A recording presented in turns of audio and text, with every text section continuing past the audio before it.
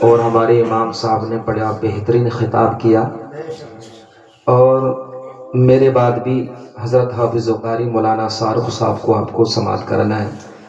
ہمیں تو آپ لوگ سنتے ہی رہتے ہیں، آوازیں آتی رہتی ہیں، لیکن میں بھی کچھ دیر کے لیے حاضر ہو چکا ہوں۔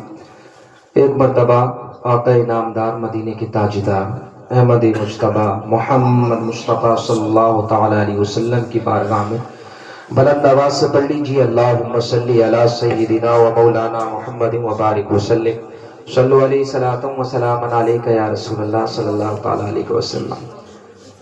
جب سے ہم نے میلاد شروع کری ہے، یہ ہماری ماں اور بہنیں بڑی محبت کے ساتھ بیٹھی ہیں اور ان کی باتیں ختم نہیں ہوئی، باتیں ختم ہو ہی نہیں سکتی، کتنا بھی کچھ بھی کہہ لو۔ ایک مرتبہ تمام جھوٹوں کے سردار نے، تمام جھوٹوں کو شیطان نے اکٹھا کیا۔ تمہاری سننے کی بات ہے، یہ یہاں بھی کام میں آئے گی۔ تمام جھوٹوں کو اکٹھا کرنے کے بعد اس نے کہا کہ جو سب سے بڑا جھوٹ بولے گا میں اس کو انعام دوں گا، میں اس کو انعام دوں گا۔ کسی نے کہا ہم نے مدرسے کو بچے جا رہے تھے، ہم نے ان کو روک دیا پڑھنے سے۔ کسی نے کہا ہم نے آپس میں لٹھ چلوا دیا۔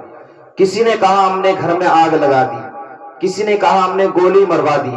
کسی نے کہا ہم نے دو گھروں میں، دو پریواروں میں لڑائی جھگڑے کرا دیے۔ لیکن آواز آئی یہ کوئی جھوٹ نہیں ہے، کوئی جھوٹ نہیں ہے۔ لیکن ایک بیچارہ بیٹھا ہوا سب سے پیچھے، اس نے کہا میں نے دو عورتیں دیکھی اور دونوں ہی خاموش دیکھی۔ اس نے کہا یہی انعام کا حقدار ہے، دو عورتیں خاموش بیٹھ ہی نہیں سکتی، اور یہاں تو بہت ساری بیٹھی ہیں الحمدللہ۔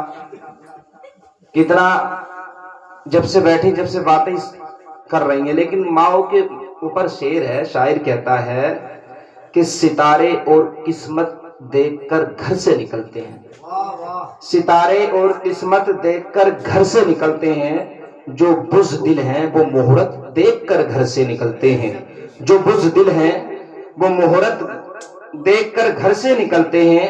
اور ہمیں لیکن سفر کی مشکلوں سے ڈر نہیں لگتا، ہمیں لیکن مشکلوں کی، سفر کی مشکلوں سے ڈر نہیں لگتا، کہ ہم اپنی ماں کی صورت دیکھ کر گھر سے نکلتے ہیں، کہ ہم اپنی ماں کی صورت دیکھ کر گھر سے نکلتے ہیں۔ شاعر کہتا ہے کہ غموں کے شہر میں، غموں کے شہر میں آ کر حسین لکھتا ہوں، کہ غموں کے شہر میں آ کر حسین لکھتا ہوں، لہو کا دیپ جلا کر حسین لکھتا ہوں، لہو کا دیپ جلا کر حسین لکھتا ہوں۔ اور کچھ ایسی مشق ہے مجھ کو حسین لکھنے میں، کچھ ایسی مشق ہے مجھ کو حسین لکھنے کی، کہ ہوا میں رنگ اڑا کر حسین لکھتا ہوں، ہوا میں رنگ اڑا کر حسین لکھتا ہوں۔ اور آپ حضرات بڑی سستی کے ساتھ میں بیٹھے ہیں، پتا کہاں بیٹھے ہیں آپ؟ یہ مہندی حسن صاحب کے مکان پر نہیں بیٹھے ہیں، بلکہ جنت کی ایک کیاری میں بیٹھے ہوئے ہیں، اور کیاری میں بڑے خوش نصیب لوگ بیٹھتے ہیں۔ آپ ایک مرتبہ سبحان اللہ بولیں گے تو 90 نیکیوں کا ثواب ملے گا، اور ہمیں بھی اچھا لگے گا۔ تو نیکیاں کمانا چاہتے ہو تو مچل کر بولیے سبحان اللہ، ایک مرتبہ بولیے یا رسول اللہ۔ شاعر کہتا ہے کہ بہت روتا ہوں مگر، بہت روتا ہوں مگر میرا دامن نم نہیں ہوتا، بہت روتا ہوں مگر میرا دامن نم نہیں ہوتا، ان آنکھوں کے برسنے کا کوئی موسم نہیں ہوتا، ان آنکھوں کے برسنے کا کوئی موسم نہیں ہوتا، اور ہمیشہ دشمنوں کے بیچ بھی محفوظ رہتا ہوں، ہمیشہ دشمنوں کے بیچ بھی محفوظ رہتا ہوں۔ میری ماں کی دعاؤں کا خزانہ کم نہیں ہوتا، میری ماں کی دعاؤں کا خزانہ کم نہیں ہوتا۔ یہ بڑا پیارا شعر، ماں سے محبت کرنے والے ان شعر کو سننے کے بعد خاموش نہیں رہتے، خود ہی بولتے مچل کر سبحان اللہ، ایک مرتبہ بولی یا رسول اللہ۔ شاعر کہتا ہے کہ ظلم ڈھانے سے مسلمان نہیں بدلے گا، دانی صاحب ظلم ڈھانے سے مسلمان نہیں بدلے گا، جان بھی جائے تو ایمان نہیں بدلے گا، جان بھی جائے تو ایمان نہیں بدلے گا۔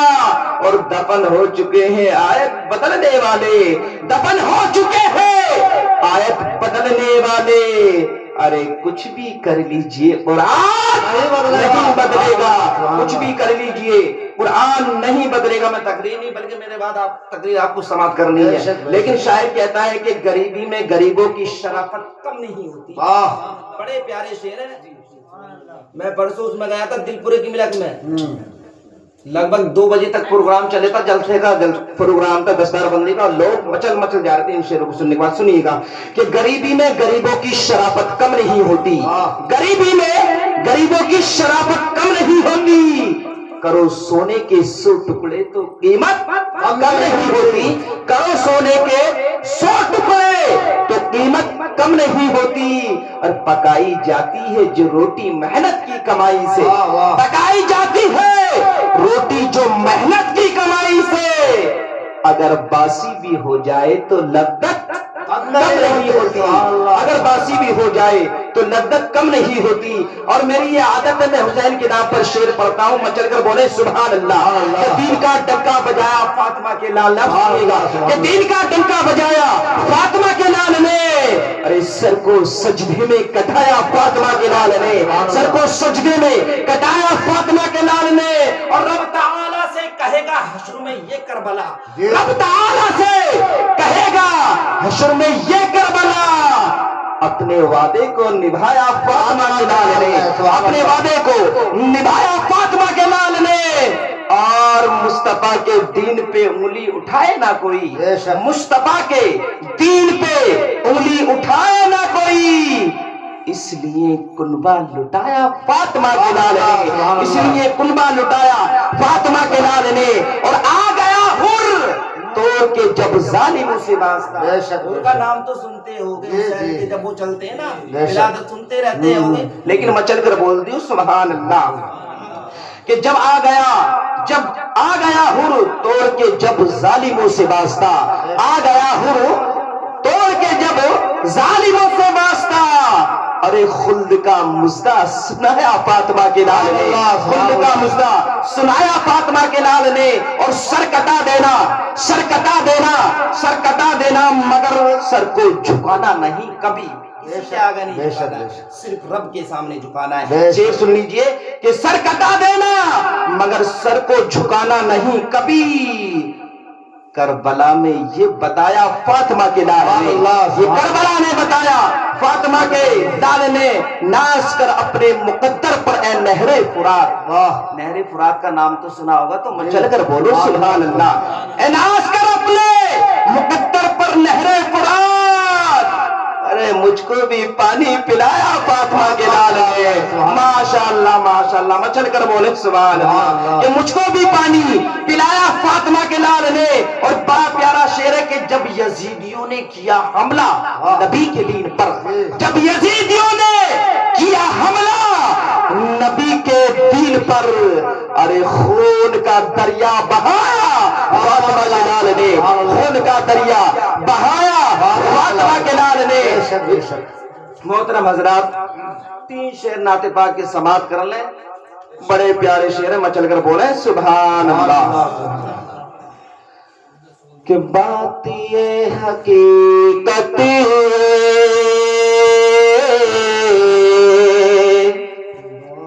نہ کوئی فسانہ ہے، بات یہ حقیقت ہے نہ کوئی فسانہ ہے. کہ بات یہ حقیقت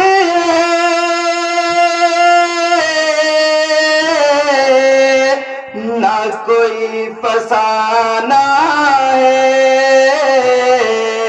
ارے خالی ہاتھی آئے تھے، خالی ہاتھی آئے تھے، خالی ہاتھی جانا ہے. کچھ نہیں جانے والا صاحب، ہم بڑا کچھ کرتے اولاد کے لیے. پتہ ہے ہمارے والدین ہمارے لیے سب کچھ کر کے چلے جاتے ہیں، زمینیں خرید کے، بنگلے یہاں تک کہ حویلیاں بڑی بڑی شاندار بنا کر یہاں سے چلے جاتے ہیں. جب وہ مر جاتے ہیں ہم کیا کرتے ہیں ان کے لیے؟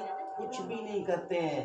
یہاں تک کہ قبر کے پاس جا کر یہ تک نہیں ہے کہ فاتحہ پڑھ دیں. بے شک بے شک. اتنی فرصت نہیں ہے ہم لوگوں کو. جی.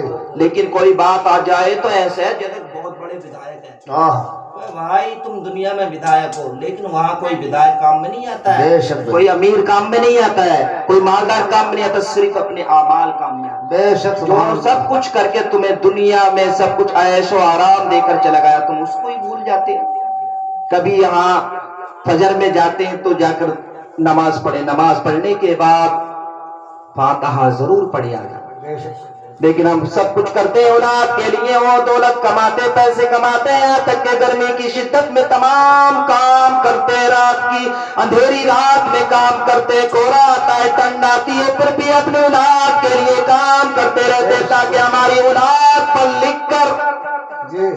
ہوشیار ہو جائے, اپنے پیروں پر کھڑی ہو جائے.